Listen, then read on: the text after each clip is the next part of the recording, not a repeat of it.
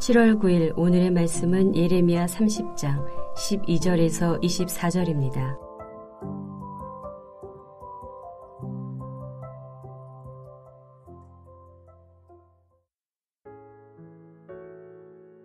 여호와께서 이와 같이 말씀하시니라.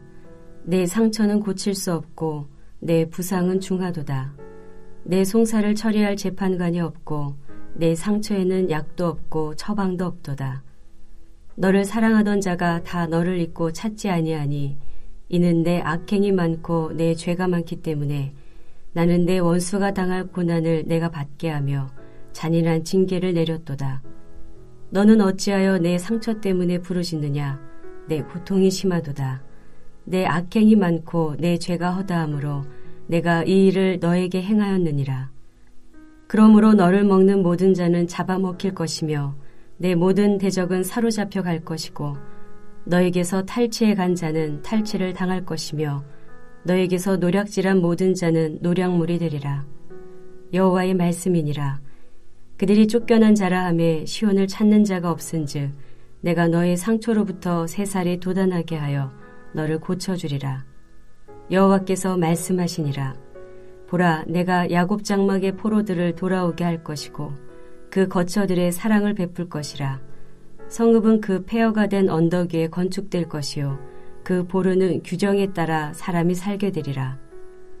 그들에게서 감사하는 소리가 나오고 즐거워하는 자들의 소리가 나오리라. 내가 그들을 번성하게 하리니 그들의 수가 줄어들지 아니하겠고 내가 그들을 존귀하게 하리니 그들은 비천하여지지 아니하리라. 그의 자손은 예전과 같겠고 그 회중은 내 앞에 굳게 설 것이며 그를 압박하는 모든 사람은 내가 다 벌하리라. 그 영도자는 그들 중에서 나올 것이요 그 통치자도 그들 중에서 나오리라. 내가 그를 가까이 오게 하리니 그가 내게 가까이 오리라. 참으로 담대한 마음으로 내게 가까이 올 자가 누구냐? 여호와의 말씀이니라. 너희는 내 백성이 되겠고 나는 너희들의 하나님이 되리라. 보라, 여호와의 노여움이 일어나 폭풍과 회오리 바람처럼 악인의 머리 위에서 회오리 칠 것이라. 여호와의 진노는 그의 마음에 뜻한 바를 행하여 이루기까지는 돌이키지 아니하나니 너희가 끝날에 그것을 깨달으리라. 화요일 아침 주님 앞에 나오신 여러분을 환영하고 축복합니다. 주어진 삶의 정황 속에서 회개와 겸손한 마음으로 하나님이 주시는 회복을 기대하는 여러분 되시기를 축복합니다. 오늘 본문은 하나님께서 유다를 혹독하게 징계하시지만 다시 회복을 시키셔서 그들과 맺은 언약을 성취하시겠다고 약속하시는 내용입니다. 여러분, 심각한 병에 걸린 자녀를 둔 아버지가 있습니다. 자녀의 병을 고치려면 수술을 해야만 됩니다. 그 수술은 생명이 위험할 수도 있는 어려운 수술입니다. 하지만 고치려면 그 수술을 꼭 해야 됩니다. 수술을 하지 않는다면 회복이 절대 불가능합니다. 여러분이 아버지라면 수술을 하시겠습니까? 아니면 자녀가 무서워하고 또 자녀가 통증으로 많은 고통을 겪을 거라고 하는 것을 알기에 그냥 그 상황을 피하고 괜찮다고 하시겠습니까? 자녀를 사랑하는 아빠라면 절대 포기하지 않고 수술을 선택할 것입니다. 오늘 본문의 남유다의 상태가 그렇습니다. 남유다를 사랑하시는 하나님 아버지는 그들을 고치시기 위해 마치 아픈 수술을 감행하듯이 그들의 악행을 징계하십니다. 그렇게 함으로 그들을 경건한 하나님의 백성으로 회복시켜 갈 수 있기 때문입니다. 징계받은 남유다의 상태가 어떻습니까? 12, 13절을 보겠습니다. 내 상처는 고칠 수 없고 내 송사를 처리할 재판관이 없고 내 상처에는 약도 없고 처방도 없다. 없다는 말이 4번이나 반복해서 나오고 있습니다. 절대 회복할 수 없다는 것을 강조하고 있는 것이죠. 이들이 이렇게 회복할 수 없는 상태가 된 것은 하나님께서 그렇게 하셨기 때문입니다. 14절과 15절을 보면 하나님께서 남유다의 악행과 죄가 많기 때문에 원수가 당할 고난을 이스라엘에게, 유다 백성들에게 그 고난을, 그 잔인한 징계를 내렸다고 합니다. 여러분, 하나님과 유다 백성 간의 관계는 22절에 나타납니다. 원래 바로 이런 언약 관계에 있어야 합니다. 출애굽 때부터 세우신 언약입니다. 너희는 내 백성이 되겠고 나는 너희들의 하나님이 되리라. 내 백성, 너희 하나님의 관계입니다. 은혜로 선택받은 유다 백성들은 하나님의 백성답게 하나님의 백성으로 살아야 했습니다. 하나님의 뜻에 합당한 백성들이 되어야 했습니다. 그러나 그들의 모습은 하나님과의 언약을 깨고 하나님께 우상 숭배로 불의와 악행으로 행했습니다. 그러니 하나님께서 그들에게 폭풍과 회오리 바람처럼 노여움을 쏟는 것이 당연한 것이었습니다. 그러나 그 징계의 의도는 멸망이나 파멸로 끝내려는 것이 아니라 그들을 정결케 하고 회복시키셔서 하나님의 백성으로 살게 하시는 것입니다. 그래서 잔인한 징계를 내리셨고 그 상태는 앞에서 말한 대로 모든 것이 끝난 것 같은 상태입니다. 절대 회복할 수 없는 상태를 만드셨습니다. 그런데 절대 일어날 수 없을 것 같은 반전이 여기서 일어납니다. 16절을 보겠습니다. 그러므로 너를 먹는 모든 자는 잡아먹힐 것이며 내 모든 대적은 사로잡혀 갈 것이고 너에게서 탈취에 간 자는 탈취를 당할 것이며 너에게서 노략질한 모든 자는 노략물이 되리라. 하나님의 도구가 되어서 하나님의 백성을 괴롭힌 자들에게 같은 고난과 같은 멍해로 대갚아 주시겠다고 말씀하고 계십니다. 절대로 일어날 수 없는 일이 지금 하나님의 은혜로 일어납니다. 하나님의 은혜로 그들을 구하시고 회복하십니다. 그리고 17절에 그 상처에 새살이 돋아나게 하여 고쳐주시겠다고 하십니다. 유다의 포로됨은 바벨론이 강대국이었기 때문에 일어난 일이 아닙니다. 또한 유다를 괴롭힌 대적들이 유다가 겪었던 고통을 당하는 것도 그 대적들이 힘이 약해져서가 아닙니다. 그것은 전적인 하나님의 은혜였고 계획이었습니다. 하나님으로 인정하는 제대로 된 백성들을 세우기 위한 하나님의 계획입니다. 그래서 16절이 그러므로라는 말로 시작되고 있습니다. 15절과 16절의 문맥을 살펴보면 그러므로보다는 그러나가 맞습니다. 15절과 16절의 내용을 요약해 보겠습니다.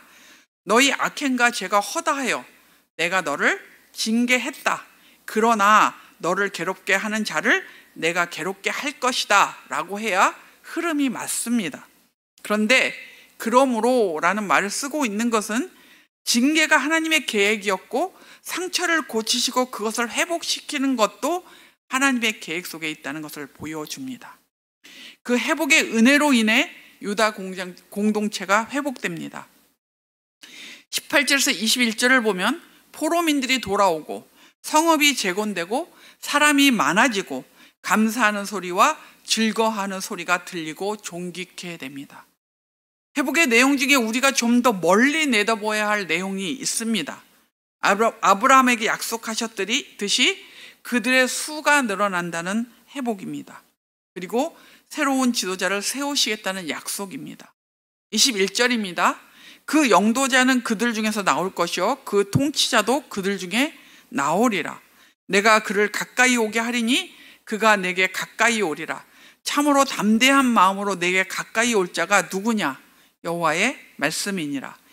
이제까지 제사장적 권리를 가지고 하나님 앞에 담대히 나아갈 수 있는 왕은 없었습니다. 이 통치자는 우리의 왕이자 대제사장으로 오신 그리스도를 말하고 있습니다. 유다 백성의 포로 귀환 및 회복에 대한 약속은 단순하게 물리적 귀환과 회복을 말하는 그 이상의 의미가 담겨 있습니다. 유다의 회복은 아브라함에게 자손, 땅, 복의 근원에 대한 약속에 연결되어 있습니다. 이스라엘을 통해 열방을 위한 하나님의 목적이 계속될 것을 의미합니다. 그리고 우리는 예수 그리스도가 이 땅에 오셔서 십자가에 죽으시고 부활하심으로 하나님의 목적이 성취되었고 그분의 재림으로 온전히 성취되며 완성될 것을 기대하고 있습니다. 여러분, 믿는 우리는 하나님의 백성으로 이 땅에서 하나님의 나라를 성취해 가야 할 하나님의 계획입니다.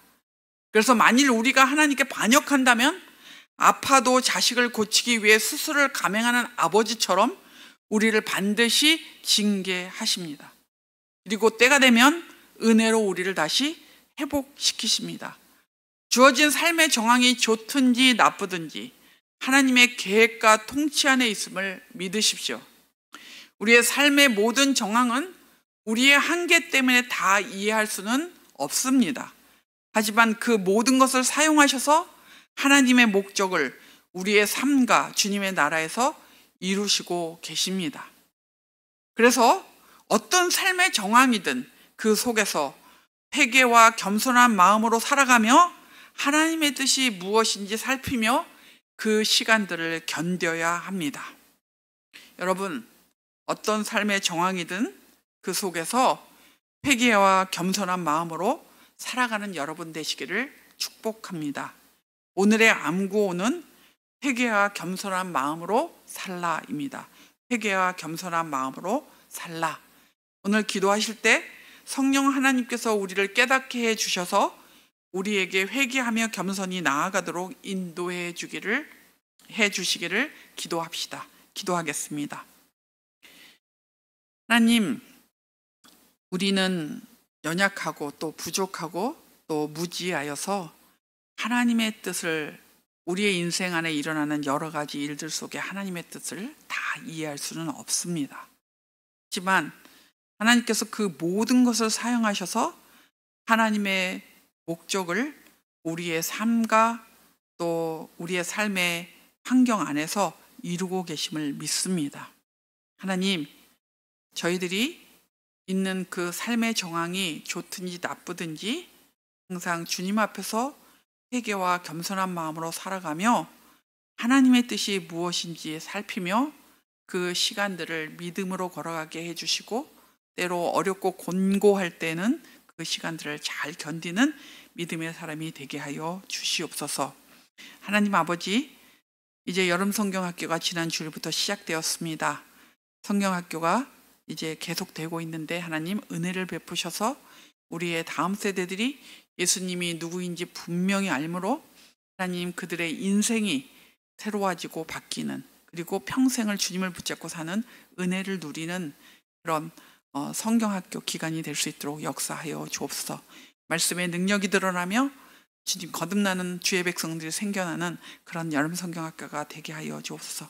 안전을 지켜주시고 멘토와 멘티들 그리고 온 공동체가 영적인 기쁨과 감사와 부흥을 누리는 그런 성경학교가 되게 하여 주시옵소서.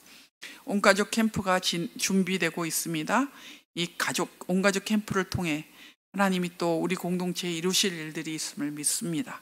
저희들이 기대하는 마음으로, 감사하는 마음으로, 기쁨으로 참여하게 하여 주시고 모든 일정들 속에 하나님의 은혜를 부어주시고 안전을 지켜주시옵소서.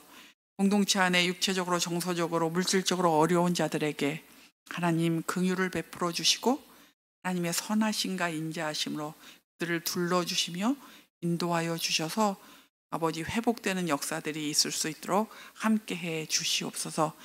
이 나라의 의료 분쟁이 빨리 해결될 수 있도록 하나님 간섭하여 주시옵소서. 감사하며 예수님의 이름으로 기도합니다. 아멘. 하늘에 계신 우리 아버지여, 이름이 거룩히 여김을 받으시오며 나라가 임하시오며 뜻이 하늘에서 이루어진 것 같이 땅에서도 이루어지이다. 오늘 우리에게 일용할 양식을 주시옵고 우리가 우리에게 죄 지은 자를 사하여 준 것 같이 우리의 죄를 사하여 주시옵고 우리를 시험에 들게 하지 마시옵고 다만 악에서 구하시옵소서. 나라와 권세와 영광이 아버지께 영원히 있사옵나이다. 아멘.